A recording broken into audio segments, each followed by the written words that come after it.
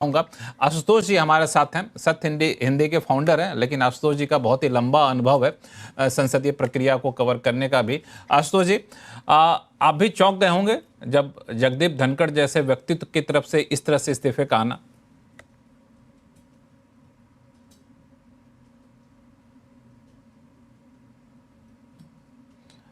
आशुतोष जी, मेरी आवाज आ रही है आपको? जी जी, आपकी आवाज आ रही, जी बताएं। हाँ, मैंने कहा कि आप भी चौंक गए होंगे इस तरह से इस्तीफे का आना जगदीप धनखड़ जैसे व्यक्तित्व का, और अब करीब 12-24 घंटे होने को हैं, अलग अलग चीजें छन कर आ रही हैं। आपको क्या लगता है असली वजह क्या रही होगी जो उन्होंने इस्तीफे में रखी, या फिर कुछ और? देखिए लक्ष्मण जी, असली वजह जो कुछ भी है वो इस बात का पुख्ता प्रमाण है कि सरकार और उनके बीच में, उनके और भारतीय जनता पार्टी के बीच में रिश्ते बहुत ज्यादा खराब हो चुके थे। क्योंकि कोई आदमी स्वास्थ्य के आधार पर अपने पद पर इस्तीफा दे और सरकार का कोई नुमाइंदा उनसे मिलने न जाए, उनको शुभकामनाएं न दे और उनसे मिलकर उनका कुशलक्षेम न पूछे, यह बहुत ही आश्चर्यजनक है। एक नॉर्मल रूटीन में भी ये होता है कि भाई अगर किसी के स्वास्थ्य के खराब की जानकारी मिलती है तो लोग उनके घर गुलदस्ते लेके जाते हैं, फल फ्रूट लेके जाते हैं और उनसे उनकी तबीयत का हालचाल पूछते हैं। यहां तो उपराष्ट्रपति के पद पर बैठे हुए व्यक्ति ने अपने पद से इस्तीफा दिया इसी वजह से। और प्रधानमंत्री जी का जो संदेश है वो तो अपने आप में पूरी एक कहानी है। इतना रूखा, और उन्हीं के ट्वीट के नीचे अगर आप देख लें किस तरीके से वो देवेंद्र फडणवीस जी को शुभकामनाएं दे रहे हैं उनके जन्मदिन पर, उसके बाद वीएस अच्युतानंदन के बारे में किस तरीके की बातें कर रहे हैं, तो वहां तो भूरी भूरी प्रशंसा है अच्युतानंदन जी के बारे में भी, अजीत पवार जी के बारे में भी और देवेंद्र फडणवीस जी के बारे में। तो ये अपने आप में इस बात को करता, और प्रधानमंत्री जी ने तकरीबन 15 घंटे के बाद ये ट्वीट किया है। तो इसका मतलब बहुत साफ है कि ये चीजें अचानक नहीं हुई, अनायास नहीं हुई। हाँ, अचानक तब हुआ जब इस दौरान कोई ऐसी चीज घटित हो गई जिस पर कि तनातनी आमने सामने हो गई, और फिर ये मुश्किल हो गया धनखड़ जी के लिए अपने पद पर बने रहना, या सरकार के लिए मुश्किल हो गया कि अब उनको अपने पद पर बनाए रखा जाए।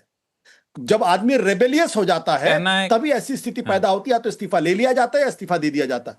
इसलिए मैं इस बारे में बिल्कुल जी आपका ये कहना है कि पहले से इस संबंध में कुछ खटास रही होगी, अचानक से कोई तात्कालिक कारण बनी जो तत्काल तुरंत में इस्तीफा देने की नौबत आ गई, ऐसा आप कह रहे हैं? बिल्कुल बिल्कुल, मैं 100% इस बारे में मैं कॉन्फिडेंट हूं।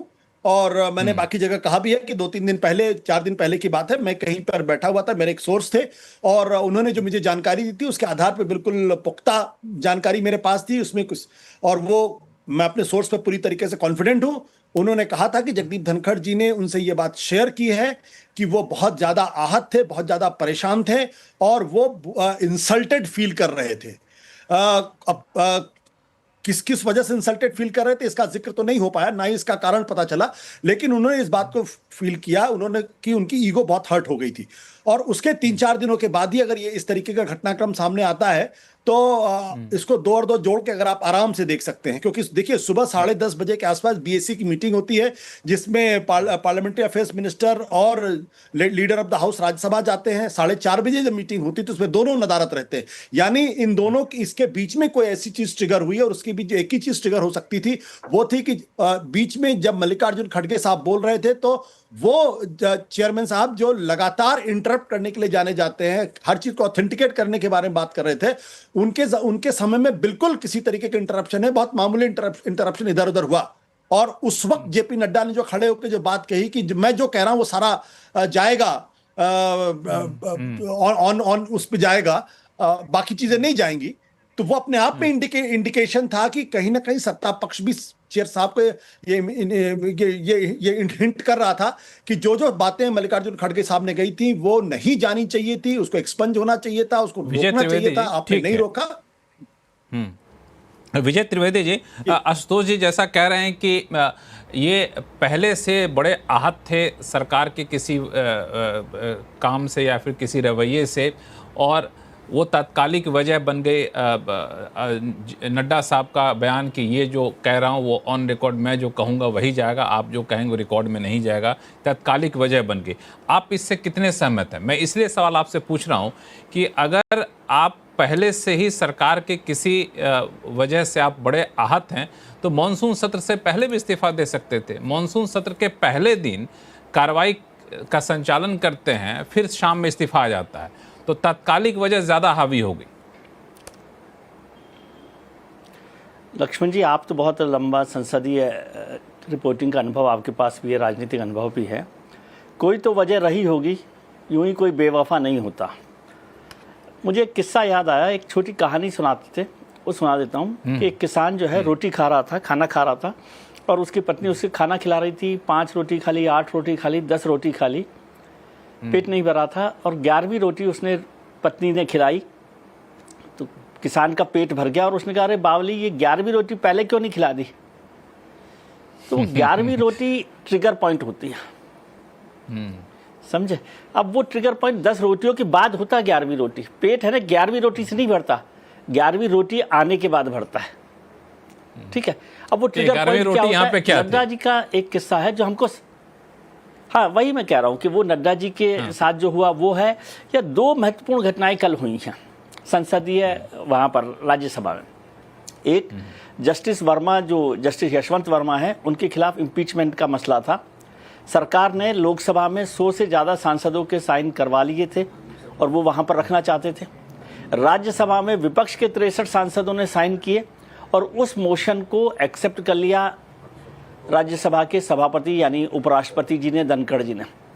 सरकार को इसकी जानकारी नहीं थी, फ्लोर ऑफ द लीडर को इसकी जानकारी नहीं थी, और उन्हें पता पड़ा कि ये तो खेल ही अलग हो गया, क्योंकि विपक्षी सांसदों के साइन वाला मोशन जो है मूव होने वाला है, जबकि जरूरत नहीं थी क्योंकि इम्पीचमेंट का। लेकिन उसके साथ एक और बड़ा कारण हुआ कि आपको याद हो कि इलाहाबाद हाईकोर्ट के एक और जज साहब हैं, जस्टिस शेखर यादव, उनके खिलाफ दिसंबर 2024 में विपक्ष ने इम्पीचमेंट का नोटिस दिया था। 50 से ज़्यादा एमपीज ने उस पर साइन किए थे, मेरे ख्याल से 54 एमपीज के साइन है उस पर, और वो पड़ा हुआ था। तो कुछ दिनों पहले भी इस पर बात हुई थी कि आप इसको क्यों नहीं देख रहे, इसको आगे क्यों नहीं बढ़ा रहे। सरकार उसके पक्ष में नहीं थी जस्टिस शेखर यादव के इम्पीचमेंट के खिलाफ। तो धनखड़ साहब ने कहा कि इसमें किसी एक एमपी के साइन डबल हैं, मैं उसको क्रॉस चेक कर रहा हूँ।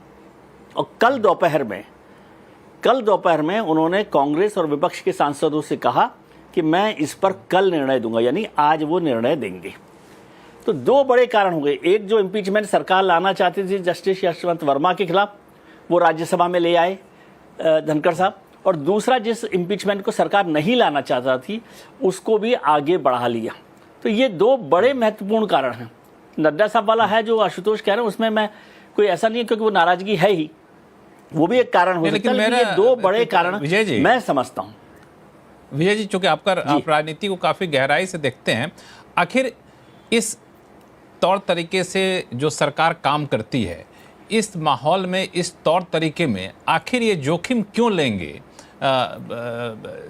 धनखड़ साहब कि बगैर सरकार को बताए हुए हम विपक्ष वाले नोटिस को स्वीकार कर ले, बगैर सरकार को बताए हुए जस्टिस यादव के खिलाफ मामले वाले को स्वीकार कर ले, क्यों जोखिम लेंगे? बिल्कुल ठीक बात आप कह रहे हैं। तो यही तो वो 10 रोटियां हैं जिससे धीरे धीरे पेट भर रहा था, जिससे वो घड़ा भर रहा था नाराजगी का। बहुत सारे कारण हो सकते हैं ना, वो कारण अब सरकार बता सकती है या धनखड़ साहब बता सकते हैं। बिल्कुल आपकी बात ठीक है कि बिना सरकार को जानकारी, और ये राज्यसभा के सभापति चेयरमैन को पता ही है कि बिना सरकार की सहमति के ऐसा काम करना ठीक नहीं है। अब वो क्या कारण रहे हैं पहले, जिन कारण आप सोचिए ना, जब ये चर्चा हो रही है विपक्ष के लिए, आज सब लोग कह रहे हैं कि भाई आज तो वो सब कसीदे काट रहे हैं उनके लिए, धनखड़ साहब के लिए, वही अविश्वास प्रस्ताव लाए थे। बिल्कुल ठीक बात है, वो अविश्वास प्रस्ताव लाए, आज वो उनको प्रशंसा कर रहे हैं।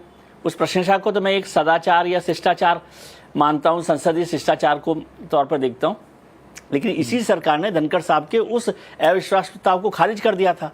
और जो हरिवंश जी आज कार्यवाहक सभापति की शपथ लेकर आए हैं, राष्ट्रपति जी से मिलकर आए हैं, उन्होंने उसको खारिज किया था। तो कारण तो बहुत सारे रहे होंगे। तब ये मौसम आया ना, मौसम बदलते हैं ना सर, और धीरे धीरे मौसम बदलते हैं। कई बार होता है कि किसी दिन अचानक बारिश हो जाती है, ज़्यादा ओले गिर जाते हैं।